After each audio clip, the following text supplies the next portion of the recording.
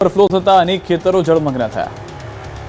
ને કોઈ આગોતરી જાણ કરેલી નહીં કે પાણી આવશે. રાત્રે અણચીતું પાણી આવેલું રાત્રે ને આટલી આ નાની કેલાનમાં આટલું મોટું પાણી નદીમાં છોડે તેટલું પાણી છોડાય જ નહીં. જ્યાં જોઈએ ત્યાં બધાના ખેતર ટરબોળે જ છે હાલમાં. વલસાડ જિલ્લાના પારનેરા પારડી ગામે નહેર વિભાગની બેદરકારીના કારણે એક ખેડૂતને ઊભા પાકમાં નુકસાન થયું. પારનેરા પારડી ગામ નજીકથી પસાર થતી નહેરમાં વિભાગ દ્વારા અચાનક વધારે પાણી છોડી દેવામાં આવ્યું, જેને કારણે નહેર ઓવરફ્લો થઈ.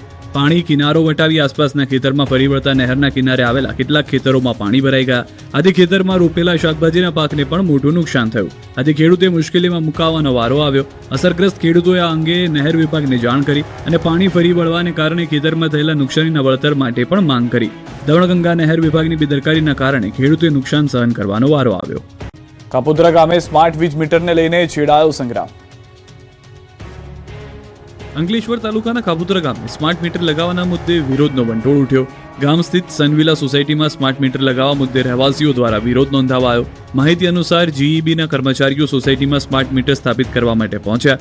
રહેવાસીઓએ આક્ષેપ કર્યો કે ગ્રાહકોની રજામંદી વગર મીટર બદલવાની પ્રક્રિયા શરૂ કરવામાં આવી રહી છે, જે યોગ્ય નથી. કેટલાક રહેવાસીઓને સ્માર્ટ મીટર અંગે પૂરતી માહિતી આપવામાં આવી નથી, જેથી સોસાયટીના રહીશો એકત્રિત થઈ કર્મચારીઓને મીટર લગાવવાની કામગીરી રોકવા અપીલ કરી. જેથી સ્થળ પર થોડો સમય તણાવપૂર્ણ વાતાવરણ સર્જાયું. રહેવાસીઓએ માંગ કરી હતી કે પહેલા સત્તાવાર માહિતી આપવામાં આવે અને ગ્રાહકોની સંમતિ લેવામાં આવે, ત્યારબાદ જ સ્માર્ટ મીટર લગાવવાની કામગીરી હાથ ધરવી જોઈએ. ધમકી મળ્યા બાદ ગુજરાતની કોર્ટને ઉડાવી દેવાની ધમકીથી દોડતા. વડોદરાના અમદાવાદની સ્કૂલને બોમ્બથી ઉડાવી દેવાની ધમકીના ગણતરીના કલાકો બાદ ગુજરાતની વિવિધ કોર્ટમાં બોમ્બ બ્લાસ્ટ કરવાની ધમકી મળી, જેથી જજ, વકીલો, અરજદારો અને પોલીસમાં નાસભાગ મચી ગઈ. વડોદરાની કોર્ટને પણ બોમ્બથી ઉડાવી દેવાનો ધમકીભર્યો ઈમેલ મળ્યો, જેથી કોર્ટમાં બોમ્બ મુકાયો હોવાની ધમકી. ડોગ સ્ક્વોડ, બોમ્બ સ્ક્વોડ, પોલીસના ઉચ્ચ અધિકારીઓ ઘટના સ્થળે પહોંચ્યા. કોર્ટ પરિસરમાં પાર્ક કરેલા વાહનો સહિત જુદા જુદા સ્થળે તપાસ કરી અને કોર્ટ પરિસરને ખાલી કરાવ્યું. વડોદરા જેવી ધમકી મળી રાજકોટને. કોર્ટને બોમ્બથી ઉડાવી દેવાની ધમકીને લઈને પોલીસ એલર્ટ થઈ ગઈ. પરિસરમાં પોલીસ દ્વારા સઘન ચેકિંગ કરાયું. જોકે કંઈ શંકાસ્પદ ન મળતા સુરક્ષા તંત્રે રાહતનો શ્વાસ લીધો. અમદાવાદની જૂની કોર્ટમાં પણ ડરની લહેર પ્રસરી ગઈ હતી. ધમકીને લઈને વકીલો, અરજદારો અને પોલીસમાં ભાગમભાગ થઈ ગઈ. સવારે 4:07 મળેલા ઈમેલમાં ધમકી હતી, 19 RDX IED જેવા બ્લાસ્ટ કરીશું. બ્લાસ્ટ લંચ બ્રેક દરમિયાન કરવામાં આવશે. ગાંધીનગર કોર્ટમાં પણ ચહલપહલ શરૂ થઈ. ધમકી બાદ પોલીસે સઘન ચેકિંગ કર્યું. ધમકી બાદ તમામ લોકોને બહાર કઢાયા. વલસાડ જિલ્લામાં પણ કોર્ટને બોમ્બથી ઉડાવી દેવાની ધમકી આપવામાં આવી. આથી વલસાડ જિલ્લા પોલીસ એલર્ટ થઈ ગઈ. સલામતીના ભાગરૂપે કોર્ટ પરિસરને ખાલી કરવામાં આવ્યું. મહેસાણાની ડિસ્ટ્રિક્ટ સેશન્સ કોર્ટમાં ધમાચકડી મચી ગઈ. બોમ્બથી ઉડાવી દેવાની ધમકી મળ્યાની વાત વાયુવેગે પ્રસરતા કોર્ટમાં રહેલા તમામ લોકો જીવ બચાવવા ભાગ્યા. મોરચો પોલીસે સંભાળ્યો હતો. બીજી તરફ વડોદરામાં થાર ચાલક નબીરાનો આતંક સામે આવ્યો. હરિનગર બ્રિજ પાસે પૂરપાટ ઝડપે આવેલ કાર ચાલકે અકસ્માત સર્જ્યો. સ્ટીયરિંગ પરથી કાબુ ગુમાવતા કાર ડિવાઈડર પર ચડી ગઈ. થાર ચાલકે ડિવાઈડર પર લાગેલો લોખંડનો પોલ પણ તોડી નાખ્યો. આ તરફ અમદાવાદના વટવામાં કાર અકસ્માત થયો. કાર ચાલકે નશામાં કહેર વર્તાવ્યો. કારમાંથી દારૂની બોટલ મળી. ગરણી ગામે ભીડી ધડાકા થતા લોકોના મકાન ધ્વસ્ત. અમરેલી જિલ્લાના બાબરા તાલુકાના ગરણી ગામે વહેલી સવારે ખેડૂતના મકાનમાં ભીડી ધડાકો થયો, જેથી આખું ગામ ડરી ગયું. નાગજીભાઈ ચોપડા પટેલના મકાનના રસોડામાં સવારે લગભગ 4:30 વાગે અચાનક જોરદાર વિસ્ફોટ થયો. આ ધડાકો એટલો પ્રચંડ હતો કે રસોડાનો સ્લેબ તૂટી પડ્યો અને આસપાસના મકાનોને પણ તેની અસર થઈ. આસપાસના ઘરના પતરા, દિવાલોમાં પણ હલચલ અનુભવાઈ. સદનસીબે રસોડામાં રાખેલો ગેસ સિલિન્ડર અને ફ્રીજ સલામત રહ્યા, જેના કારણે મોટી દુર્ઘટના ટળી. અચાનક થયેલા ધડાકાને કારણે મકાન માલિક અને આસપાસના લોકોમાં ભયનો માહોલ ફેલાઈ ગયો. ઘટનાની જાણ થતાં જ ગામના લોકોના ટોળા એકઠા થઈ ગયા. આ ઘટના અંગે બાબરા પોલીસને જાણ કરવામાં આવી છે. પોલીસે ધડાકાના કારણે જાણવા માટે તપાસ હાથ ધરી છે. પંજાબ વાયા ગુજરાત થઈને જતું 203 કિલો ડ્રગ્સ ઝડપાયું. 2 શખ્સ ઈરાનથી સ્પીડબોટમાં ડિલિવરી કરવા આવ્યા હતા.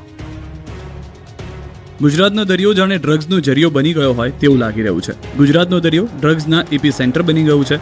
ત્યારે ફરી એકવાર ગુજરાતના પોરબંદરના દરિયામાંથી 203 કિલોથી વધુ ડ્રગ્સનો જથ્થો ઝડપાયો. ઈરાનનો ડ્રગ્સ સ્મગલર હાજી ફિદાએ મોકલેલો આશરે 203 કિલોનો શંકાસ્પદ કેમિકલનો જથ્થો લઈને ઈરાનના જ અબ્દુલ મજીદ અને અબ્દુલ સત્તાર નામના 2 શખ્સ નીકળ્યા હતા.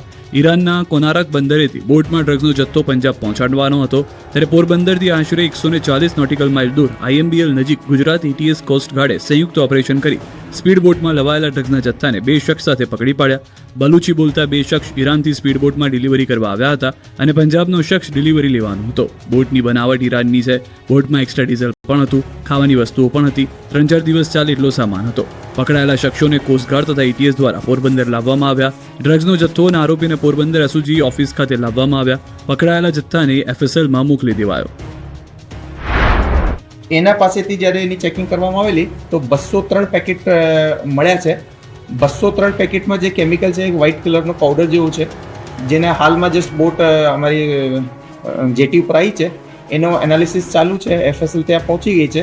પ્રાઇમા ફેસી જે છે કે જે આપણો હિરોઈનનો અને જે ટ્રેડિશનલ જે ડ્રગ કિટ છે એની અંદર એ કેમિકલ ડિટેક્ટ નથી થઈ રહ્યો, તો એને આગળ જે એફએસએલમાં મોકલવાની કામગીરી ચાલુ છે। વિદાયનું કાઉન્ટડાઉન શરૂ થઈ ગયું છે। હવે આખરી ગરમી સહન કરવા તૈયાર થઈ જજો। 48 કલાક બાદ ગરમીનો પારો ઉછળશે। ગરમ વસ્ત્રો, ધાબળા, ગોદડા સહિતના ઠંડીથી બચવાના વસ્ત્રો ફરી માળિયાએ ચડાવી દેજો। એસીની સર્વિસ કરાવી લેજો, પંખા સાફ કરી દેજો, કેમ કે હવે શિયાળો થોડા જ દિવસોનો મહેમાન છે। શિયાળાની વિદાયનું કાઉન્ટડાઉન શરૂ થઈ ગયું છે। સાથે જ સુરત દાદાના દિવસોના પ્રારંભનું ટ્રેલર વાગી ચૂક્યું છે।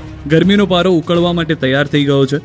ગુજરાતીઓ હવે આખરી ગરમી માટે રહેજો તૈયાર। ફેબ્રુઆરી મહિનો હજુ અડધો જ વીત્યો છે, ત્યાં જ ઉનાળાએ પોતાની અસલી મિજાજ બતાવવાનું શરૂ કરી દીધું છે। ફૂલ ગુલાબી ઠંડી હવે ભૂતકાળ બની રહી છે અને હવે અંગ દજાડતી ગરમીનો વારો છે। હવામાન વિભાગે આગાહી કરી છે કે 48 કલાકમાં તાપમાનનો પારો ઉચકાશે। લઘુત્તમ તાપમાન 19 ડિગ્રીની આજુબાજુમાં અને મહત્તમ તાપમાન 32 ડિગ્રીની આજુબાજુમાં રહેવાની શક્યતા છે। આ ગરમી માત્ર અકળાવશે નહીં, પણ સાથે રોગચાળો પણ લાવશે। એટલું જ નહીં, માર્ચ અને એપ્રિલમાં પણ આકરી ગરમી અંગ દજાડશે।